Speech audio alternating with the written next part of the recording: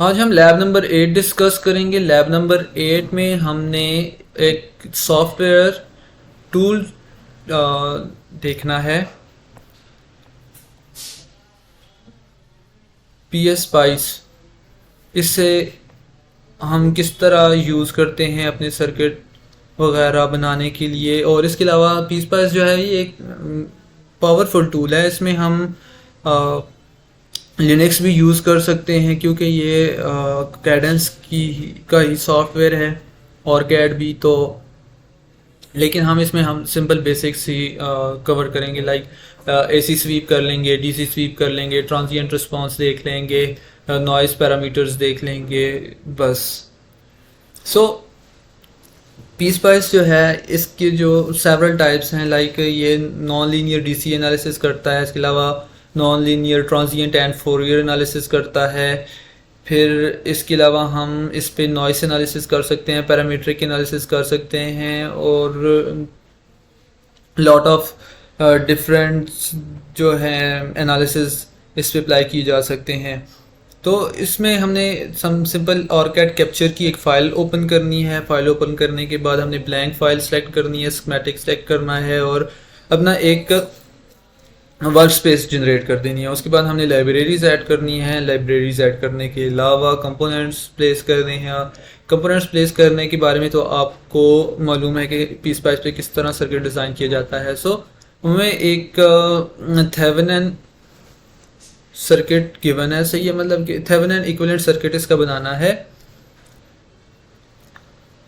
कि इस सर्किट में हमारे पास जो है वो नोड ए पे कितने वोल्टेज आएंगे और नोड बी पे कितने वोल्टेज आएंगे। इसका जो थेवेनिन इक्विवेलेंट मॉडल है वो किस तरह बनना है। सो हमने क्या किया, सर्किट डिज़ाइन कर लिया, ठीक है। ये इसके पैरामीटर्स लिखे हुए हैं, प्रोसीजर्स लिखे हुए हैं, ठीक है। सबसे पहले हमने 15 वीडीसी यूज़ किया, डीसी सप्लाई यूज़ कर ली, ठीक है। उसके बाद रजिस्टर, फिर दूसरा रजिस्टर और तीसरा रजिस्टर। इसमें अगर आपने रजिस्टर सेलेक्ट किया और उससे आपने रोटेट करना है तो जस्ट कंट्रोल आर की कमांड से आप रजिस्टर को रोटेट कर सकते हैं। और इसकी जो सिंपल 22 पॉइंट लगा दिया, और जब ये हमने सर्किट कंप्लीट कर दिया, आपने रन करना है, और रन करने के बाद ऊपर से वोल्टेज और करंट सेलेक्ट कर लेना है, तो आपके पास इसके जो 22 पॉइंट हैं वो आ जाएंगे। लाइक इसी तरह हमने इसका थेवेनिन इक्विवेलेंट मॉडल बनाया। थेवेनिन इक्विवेलेंट मॉडल बनाने के बाद उसमें भी हमने वोल्टेज देख लिए कि वोल्टेज जो थेवेनिन ओपन सर्किट वोल्टेज है वो 6 ही है। सो हमने इसका थेवेनिन इक्विवेलेंट मॉडल किस तरह बनाया। सबसे पहले हमने जो गिवन सर्किट था उसमें से सप्लाई को रिमूव कर दिया, सप्लाई को रिमूव करके उसे शॉर्ट कर दिया। एसी सॉरी डीसी के केस में जो डीसी वोल्टेज सोर्स होता है उसे शॉर्ट करते हैं, और डीसी करंट सोर्स जो होता है उसे ओपन सर्किट बनाते हैं रेजिस्टेंस फाइंड करने के लिए। हमारे पास ये वोल्टेज सोर्स था इसलिए हमने इसे शॉर्ट कर दिया। शॉर्ट करने के बाद ये दोनों रजिस्टर R1 और R3 हमारे पास सीरीज़ में आ गए, और इन सीरीज़ में रजिस्टर्स जो हैं इन्हें आपस में ऐड किया तो 1 + 5 6 किलो ओम रजिस्टेंस आ गई। 6 किलो ओम रजिस्टर हमारे पास R2 के साथ पैरेलल है, और 2 को इन दोनों को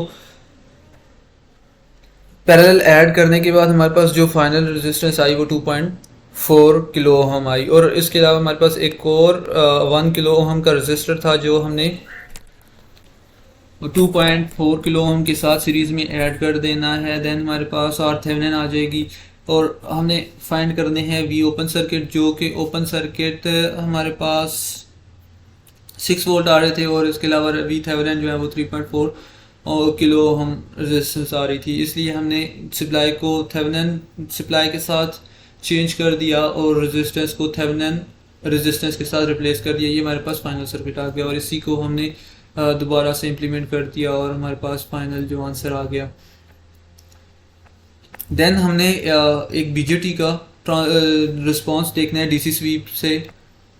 हमने एक सर्किट बनाना है, ठीक है। उसमें हमने बीजेटी यूज़ करना है, उसका ट्रांजिएंट रिस्पांस डीसी रिस्पांस देखना है कि जो कलेक्टर करंट है वो इंक्रीज करे तो बेस करंट किस तरह इंक्रीज करता है, और एट दी एंड जो वोल्टेज है वो किस तरह चेंज कर रहे होते हैं।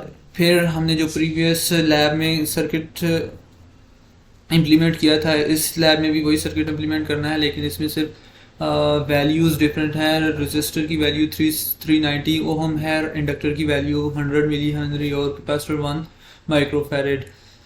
इन तीनों कंपोनेंट्स को एज इट इज़ हमने कनेक्ट कर दिया। कनेक्ट करने के बाद हमने इसे एक एसी सोर्स के साथ कनेक्ट कर दिया।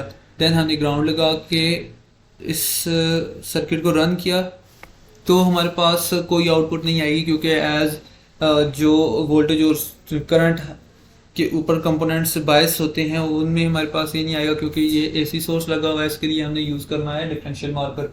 मार्कर्स यूज़ होते हैं सिर्फ वेव्स को शो कराने के लिए। सो हमने डिफरेंशियल मार्कर यूज़ करिए, दो डिफरेंशियल, एक इंडक्टर के क्रॉस और एक कैपेसिटर के क्रॉस।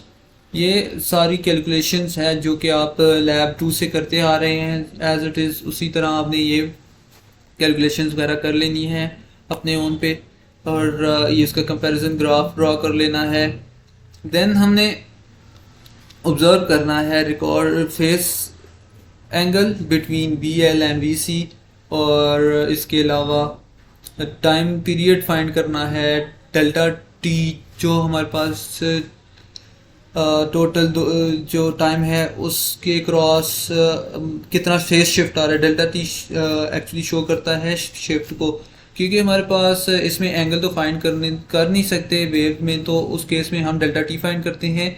टोटल जो टाइम पीरियड है वेव का वो 0.2 सेकेंड है, जबकि हमारे पास जो चेंज आ रहा है वो 0.1 सेकेंड आ रहा है। हमने इसे थीटा फाइंड करना है। थीटा फाइंड करने के लिए हमने 0.1 डिवाइडेड बाई 0.2 इंटू 360 किया, जब तो हमारे पास जो फाइनल आंसर आ गया वो 180 आ गया। इसका मतलब यह है कि दोनों के क्रॉस जो वोल्टेज का डिफरेंस है वो 180 है। 180 किस तरह आता है, 180 के हम आपको इसकी एक्सप्लेनेशन दे देते हैं। करंट तो सेम रहता है, करंट में कोई फेज शिफ्ट नहीं आता।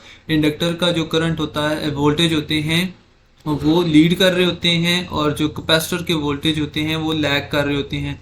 तो ये दोनों आपस में 180 डिग्री के डिफरेंस में चल रहे होते हैं। सो इस वजह से हमारे पास जो ओवरऑल एंगल आया वो 180 आ रहा है। सो उसके बाद हमने V इनपुट और करंट के क्रॉस एंगल देखना है, तो उसके लिए भी हमने डेल्टा T फाइंड करना है। उसके बाद 360 से मल्टीप्लाई करवा देना है और 0.2 से डिवाइड करवा के फाइनल हमारे पास एंगल आ जाएगा इनपुट वोल्टेज और करंट के। और देन हमने रजिस्टर और इनपुट सप्लाई और रजिस्टर के क्रॉस वोल्टेज ड्रॉप का वेव देखनी है। उसके बाद हमने इनपुट वर्सेस कैपेसिटर के क्रॉस वोल्टेज वेव देखनी है। देन हमने इनपुट वर्सेस कैपेसिटर के क्रॉस वोल्टेज देखने हैं, और इसके साथ ये हमारे पास सारे पैरामीटर्स आ रहे होते हैं कि जो फर्स्ट है वो कितना, मतलब कि x में कितना चेंज आया, y में कितना चेंज आया, y माइनस y2 जो है वो हमारे पास ये x की वैल्यू है, ठीक है।